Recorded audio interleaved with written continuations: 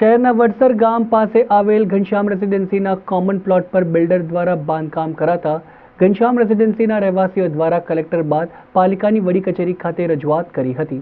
Common પ્લોટની જગ્યા પર બિલ્ડરની દાનત બગડી અને બિલ્ડર દ્વારા કોમન પ્લોટમાં બાંધકામ કરવાનું શરૂ કરવામાં આવતા સ્થાનિક લોકો સ્તબ્ધ થઈ ગયા। વડસર અને ઘનશ્યામ રેસિડેન્સીના કોમન પ્લોટમાં સ્થાનિકો અનેક ઉત્સવો અને ધાર્મિક કાર્યક્રમો કરતા આવ્યા છે। હવે ઘનશ્યામ રેસિડેન્સીના સ્થાનિકો દ્વારા સંજય પટેલ નામના વ્યક્તિ પર આક્ષેપ કરવામાં આવ્યા હતા કે સંજય પટેલે કોમન પ્લોટ પચાવી પાડવાનો કારસો રચી રહ્યો છે। સાથે જ સ્થાનિક નગરસેવકની પણ મિલીભગત છે। આ કોમન પ્લોટ માટે બિલ્ડર સંજય પટેલ દ્વારા ઘનશ્યામ રેસિડેન્સીના રહેવાસીઓને ધાકધમકી પણ આપવામાં આવી છે તેવા ગંભીર આક્ષેપો કરવામાં આવ્યા છે। વડોદરા મહાનગરપાલિકાની વડી કચેરી ખાતે ઘનશ્યામ રેસિડેન્સીના રહેવાસીઓ પોતાના કોમન પ્લોટને બચાવવા માટે અને તેના વપરાશ માટે આવેદનપત્ર આપી રજૂઆત કરવામાં આવી હતી।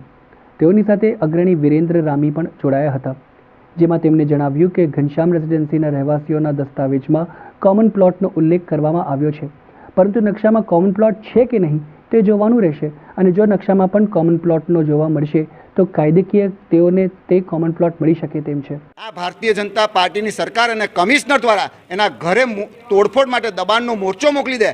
આ તે કેવું રામ રાજ્યની વાત કરો છો તમે? સાચું રામ રાજ્ય ત્યારે થાય કે જ્યારે નગરજનો ખુશ થાય।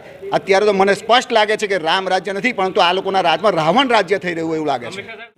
હક જોઈએ છે અને અમારો કોમન પ્લોટ જોઈએ, કેમ કે આ બધા ગરીબો છે, અહીં બધા રોજે કમાય છે, રોજે ખાય છે।